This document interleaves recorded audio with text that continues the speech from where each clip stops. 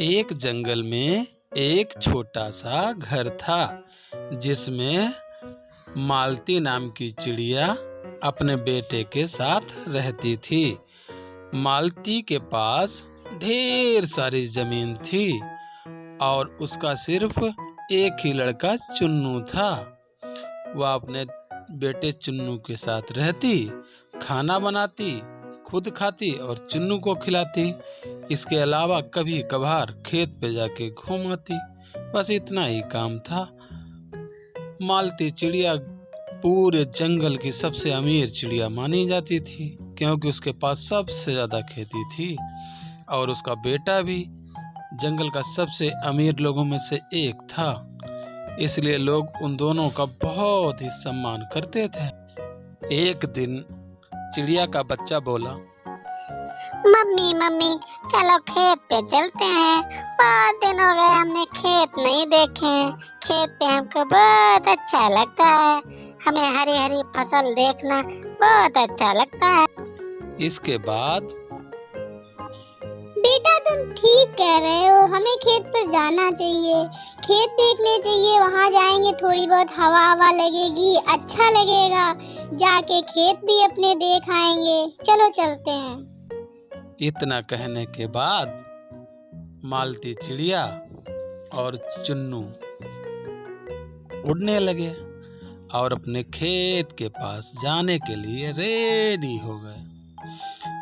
जब वो खेत पहुंचे तो वहां उन्होंने देखा उनकी फसल बहुत ही अच्छी थी। आसपास पूरे इलाके में किसी दूसरे की वैसी फसल नहीं थी। चिड़िया अपनी फसल देखकर बहुत खुश हो गई। उसने कहा, बेटा इस बार फसल तो बहुत अच्छी है। जब ये पक जाएगी तो इसे बेचेंगे तो इससे काफी पैसा मिलेगा। सबसे पहले जो है हम मकान बनवाएंगे और उसके बाद तुम्हारी शादी करेंगे। इस बार फसल काफी अच्छी है। फसल कटने के बाद चिड़िया ने सबसे पहले एक आलीशान सा घर बनवाया और उसमें सोफा और टीवी बहुत सी चीजें लगवा दी क्योंकि वो भी अमीरों जैसा दिखना चाहती थी क्योंकि बहुत दिन वो गरीब झोपड़ों में रही थी। चिड़िया बोली, बेटा अब घर तो बनवा लिया है, अब सोच रहे हैं तुम्हारी शादी कर दें। कल्लू कौआ कई बार कह चुका, मेरा मन कर रहा है कल्लू कौए के साथ दिल्ली जाकर लड़की देख आएं और तुम्हारी शादी तय कर दें। मम्मी तुम सही कह रही हो। तुम कल्लू दादा के साथ चले जाओ और देख के लड़की चली आना। अगर लड़की तुम्हें पसंद आए तो हाँ बोल देना, वरना ना बोल देना। मेरे जाने की क्या जरूरत है। तुम जो देखोगी वही अंतिम फैसला होगा। इसके बाद कल्लू कौआ और मालती चिड़िया लड़की देखने के लिए निकल पड़े। रास्ते में मालती को काफी लंबा सफर तय करना पड़ा था क्योंकि वह घर से पहली बार इतनी दूर निकली थी, इसलिए उसे काफी थकान भी आ गई थी। आखिरकार वह पहुंच ही गई दिल्ली वो पहली बार गई थी। उसके लिए दिल्ली एकदम से नई थी, मगर हाँ दिल्ली का नाम उसने बहुत सुना था, इसलिए वह दिल्ली गई थी। शारदा बहन, ये है मालती बहन। इनका लड़का है जिसके बारे में मैंने आपसे बात की थी। काफी सुंदर और सुशील है, बहुत ही मेहनती है। इनके पास बहुत सारी जमीन और जायदाद है। ये हमारे पूरे जंगल की रानी है। कल्लू भैया हम शादी तो हम करेंगे ही, पर मेरी लड़की शहर में रहती है, शहर में ही रही है तो वो गांव के कामकाज थोड़ा कम कर पाएगी। तो ये सब मालती बहन समझ ले, वो गांव में ज्यादा काम नहीं कर पाएगी, गांव में रही नहीं है। शारदा बहन ऐसी कोई बात नहीं है, हमारे यहाँ सभी सुविधाएं हैं। हमारे घर में नौकर चाकर सब हैं। आपकी बेटी को कोई तकलीफ नहीं होगी, हम उसे अपनी बेटी की तरह ही रखेंगे। आखिर वो भी तो मेरी बेटी है, मेरी तो कोई बेटी नहीं है। मैं उसे अपनी बेटी की तरह ही रखूंगी। उसे कोई दुख दर्द कुछ भी नहीं होगा, वो आराम से रहेगी। सभी सुविधाएं हैं घर में, कोई दिक्कत उसको नहीं होगी। चुन्नू और चिंकी की शादी का बहुत ही शानदार आयोजन किया गया। काफी पक्षी आए। सभी लोग ने पहली बार ऐसी बारात देखी थी। नाचने वाले अलग थे, डांस करने वाले अलग थे। लड़कियां शहर से आई थी डांस करने। सभी चिड़ियां देखकर दांतों तले उंगलियां दबा रही थी। टिंकी चिड़िया और चंपक कौवा भी आए हुए थे। सभी चिड़ियां खूब आनंद ले रही थीं। उधर चुन्नू और चिंकी की शादी हो रही थी। दोनों ऊपर स्टेज पे। 1 week later. चिंकी बेटा, बहुत जोर से भूख लगी है, तुम चूल्हे पे खाना बना लो। तब तक चुन्नू भी आता होगा, वो भी भूखा होगा, वो भी खाना खा लेगा। तुम फटाफट खाना तैयार कर दो जल्दी से। मम्मी, मैं चूल्हे पे खाना नहीं बना पाऊंगी। मैंने आज तक चूल्हे पे खाना नहीं बनाया और मुझे चूल्हे से एलर्जी भी है। मैं नहीं खाना बना पाऊंगी चूल्हे पे। मम्मी, आप ही चूल्हे पे खाना बना लीजिए। जब वो आएंगे तब मैं उनसे कहूंगी कि गैस सिलेंडर ले आए चूल्हा, तब मैं बनाऊंगी खाना, वरना मैं इस चूल्हे पे नहीं बनाऊंगी। इसके बाद मालती चिड़िया ने धीरे धीरे बैठ के खाना बनाया। वो काफी बूढ़ी भी हो गई थी। उसने ताजी ताजी रोटियां बनाई, क्योंकि उसका बच्चा भी आने वाला था। क्योंकि वो भी भूखा होता, इसलिए उसको मजबूरी में खाना बनाना ही पड़ा। उसने खाना बनाया और खाना बनाने के बाद कहा चलो टहल के आते हैं। उसने देखा कि उसकी बहू आराम से बिस्तर पर लेटी सो रही है। उसने कुछ देर देखा और उसके बाद वापस लौट गई। वो जानती थी कि आजकल की बहुएं ऐसी ही होती हैं। उसने बिना कुछ कहे ही लौटना ही सही समझा। बेटा, तुम्हारी बीबी को तो खाना बनाना आता ही नहीं है, तो बताओ मैं कैसे खाना बनाऊं। मैं तो बूढ़ी हो चुकी हूँ, मुझसे तो अब काम भी नहीं होता और वो खाना भी नहीं बना पाती है, तो हम तो भूखे ही रह जाएंगे। और इस जंगल में हम कहाँ से गैस ले आएंगे? खाना तो चूल्हे पे ही बनाना पड़ेगा, उसको तो आता ही नहीं है बनाना। मम्मी तुम टेंशन मत कर लो, मैं उससे बात करूँगा कि ऐसा है यहाँ जंगल में कोई गैस सिलेंडर वगैरह नहीं मिल पाएगा। तुम्हें चूल्हे पर ही खाना बनाना पड़ेगा, क्योंकि यहाँ सदैव चूल्हे पर ही खाना बनते आया है। एक दिन चुन्नू अपनी पत्नी को लेकर एक बहुत ही खूबसूरत जगह पर पहुंचा। वह जगह इतनी खूबसूरत थी कि वो लोग देखते ही उसको बहुत पसंद आई।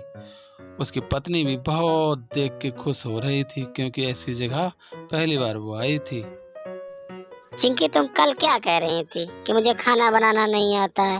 यार मम्मी से ऐसा मत बोला करो, मम्मी का दिल दुखता है। मेरी बात को समझा करो। तुमको कितना समझाया, तुम्हारे समझ में नहीं आता है। मम्मी बुजुर्ग हो गई हैं, इसलिए खाना जो है चूल्हे पर ही बना लिया करो। क्या दिक्कत है तुमको? कुछ दिन सीखने में लगेगा, उसके बाद आराम से बना लिया करो। नहीं तो मम्मी तो बुजुर्ग हैं, आज है कल नहीं है। देखो, तुम अपनी बकवासी अपने पास ही रखो। मुझे चूल्हे पे खाना नहीं बनाना आता तो नहीं बनाना आता। मैं खाना नहीं बनाऊंगी ना सीखूंगी मुझे, क्योंकि चूल्हे से एलर्जी है। अब तुम्हारी मम्मी कुछ भी करें या तुम कुछ भी करो, मुझे खाना नहीं बनाना तो नहीं बनाना। तुम और तुम्हारी मम्मी बहुत ही पुराने ख्यालात के हो। आजकल चूल्हे पे कौन खाना बनाता है? आजकल तो सब गैस पे बनाते हैं। मैं जा रही हूँ अब। गुस्साती हुई चिंकी चिड़िया घर आ गई और अपनी मम्मी पे टूट पड़ी और अपनी मम्मी को डंडों से दौड़ दौड़ के पीटने लगी। उसकी मम्मी चिल्लाने लगी, अरे बचाओ बचाओ, ये देखो मुझे मारने आ रही है। मेरी बहू ये पता नहीं कैसी है, मुझे मार रही है, पीट रही है। बचाओ बचाओ, अरे कोई तो आओ, कोई नहीं है यहाँ, बचाओ। ये बहुत ही नालायक बहू है, मैंने ऐसी बहू किसी की नहीं देखी। ये तो बहुत ही खराब है, देखो मुझे बार बार मार रही है। अरे कोई बचाओ बचाओ। मालती के जब कुछ भी समझ में नहीं आया तो वह अपने बेटे को लेकर टिंकी चिड़िया और चंपक कौवे के पास पहुंची। वह बहुत ही दुखी थी, उसको रोना आ रहा था, क्योंकि बुढ़ापे पे उसको बहुत ही मार खानी पड़ी थी। जाते ही वह बोली, टिंकी चिंकी बहन, देखो मेरी बहू ने मुझे कितना मारा है। क्या बहुएं ऐसी होती हैं? मैंने तो सिर्फ उससे चूल्हे पे खाना बनाने को कहा था, उसने मना कर दिया, खाना नहीं बनाएंगे। इसी बात पे उसने मुझे इतना मारा कि मेरा शरीर दुख रहा है पूरा। मैं बताओ, इतनी बुजुर्ग हूँ, मैं कैसे खाना बना पाऊंगी? पता नहीं कैसी बहू मुझे मिली है। अब तुम ही बताओ मैं क्या करूं? मालती बहन, वैसे तो तुम्हारा ये घरेलू मामला है, मैं इसमें कुछ कर तो नहीं सकती हूँ। बहुत दुखी हो रही हूँ तुम्हारी बातों को सुनकर। तुम्हारी बहू कितना अत्याचार तुम पर करती है। मैं कुछ वैसे तो कर नहीं सकती हूँ, बस एक सलाह दे सकती हूँ। चलो पुलिस स्टेशन चलते हैं, तुम्हारी बहू की FIR लिखवा देते हैं, तो शायद उससे कुछ हमें फायदा मिले। इसके बाद सभी चिड़ियाँ वहाँ से उड़ी और पुलिस स्टेशन के लिए रवाना हो गई। पुलिस स्टेशन वहाँ से थोड़ी ही दूर था। जंगल में एक बहुत ही शानदार पुलिस स्टेशन था। वहाँ नया ही हवलदार आया था जो बहुत ही खतरनाक था। सभी चिड़िया वहाँ से जाके सीधे हवलदार के पास पहुँची और टिंकी चिड़िया बोली, ये मेरे पीछे मालती बहन है, इनकी बहू इन पर बहुत अत्याचार करती है।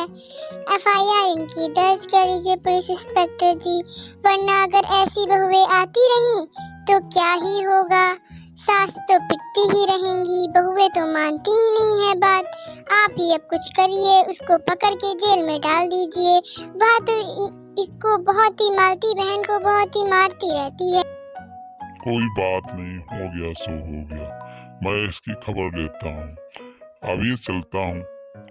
इसने जो है अपनी सास को क्या मारा है, इसको ऐसा सबक सिखाऊंगा कि पूरी जिंदगी भर याद रखेगी।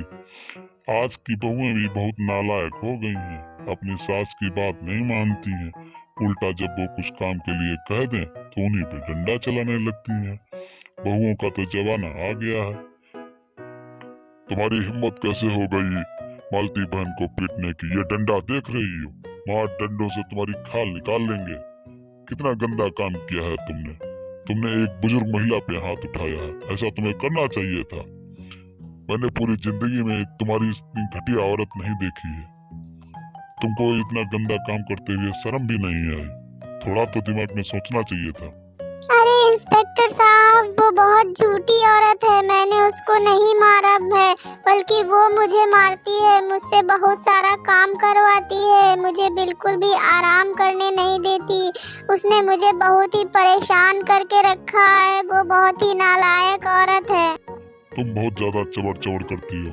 अभी तुमको गाड़ी में डालते हैं और थाने ले चलते हैं। वहाँ जब तुम्हारे ऊपर डंडा चलेगा तब तुम्हें औकात याद आ जाएगी कि कैसे बुजुर्गों को पीटा जाता है। आज के जमाने की बहुओं को बिल्कुल तमीज ही नहीं है, कैसे घर में रहना है, कैसे जो है काम करना है, कुछ भी। मतलब एक बुजुर्ग महिला को जो है तुमने पीटा। इसके बाद दुष्ट चिंकी को पुलिस अपनी गाड़ी में बिठाकर थाने ले गई और वहां जाके उसकी खूब पिटाई की। तो बच्चों, हमें हमेशा बड़ों का सम्मान करना चाहिए, आदर करना चाहिए, उनकी हर बात को मानना चाहिए और उन्हें परेशान नहीं करना चाहिए। वरना जैसे इस कहानी में चुन्नू की पत्नी चिंकी ने किया, अपनी सास को परेशान कर तो उसके साथ आखिरी में कितना बुरा हुआ, ये आप सभी ने देख ही लिया है। तो बच्चों, अगर आप भी एक अच्छे बच्चे हो तो इस वीडियो को लाइक कर दो और चैनल को सब्सक्राइब कर दो और बेल आइकन को भी प्रेस कर दो और वीडियो को ज़्यादा से ज़्यादा शेयर करो। तो अब मिलते हैं अगले वीडियो में फिर किसी की मदद करते हुए। तब तक के लिए टेक केयर, बाय बाय।